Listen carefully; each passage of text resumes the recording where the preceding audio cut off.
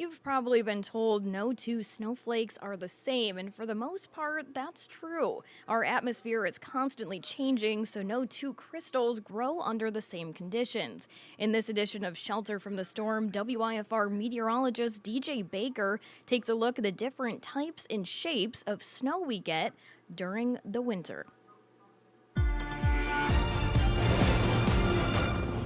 Temperature and humidity play a role in determining our weather conditions. In the winter, the combinations define the shape of snowflakes.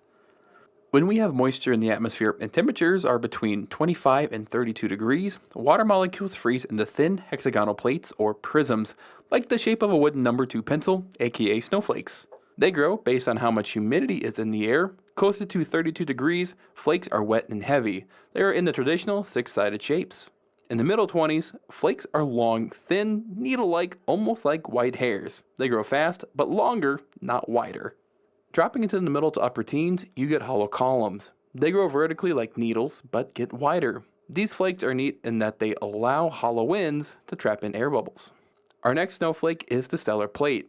Similar to regular plates, they have 6 sides, but also have broad arms that form a star-like shape. You see these when temperatures are in the lower teens with a little bit of humidity, but not too much. Last but not least, we have dendrites. This is the typical snowflake shape, 6 branches, each with side branches. Dendrites are slightly different because these form from water vapor freezing instead of liquid water. This is also the very light and powdery snow that is easily blown around. Dendrites form when our humidity in the air is high and temperatures are between 14 and -4 degrees.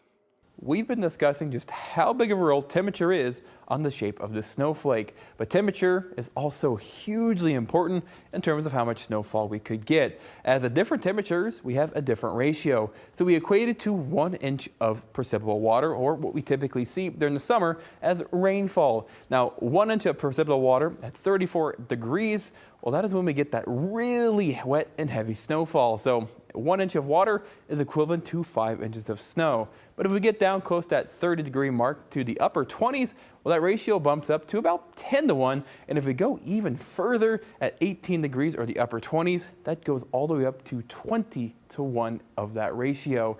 Now, weight is also something that is very important to keep track of, as the wet and heavy snow, the 1 to 5 ratio, could potentially lead to some issues down the line. As a foot of snow puts on nearly 18,000 pounds, or about 3 cars worth or 3 trucks worth on a roof, 9,000 pounds if we have a 10 to 1, and around 6,000 pounds for a 15 to 1. Let's double that to nearly 2 feet of snow, and this is where we get into dangerous category, as we can get nearly 38,000 pounds on top of a roof, and that puts it to 25 pounds per square foot, meaning that roofs probably can't handle it, so the weight is a big issue. Going down the line though, at 10 to 1 ratio, 18,000 pounds, and nearly 12,500 when it comes to our fluffy 15 to 1 ratio. So yeah, needless to say, temperatures play a big role not only in the shape of a snowflake, but also in just how wet and how heavy it is. Now that we've seen how natural snow developed, let's look at artificial snow. Snow machines shoot high pressurized water that's around freezing into the air. As it goes from high pressure to low pressure, the water molecules expand and cool, allowing them to freeze.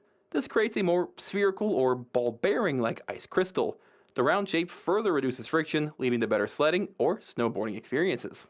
To make sure you don't flake on your next snow excursion, download our WIFR First Alert Weather app.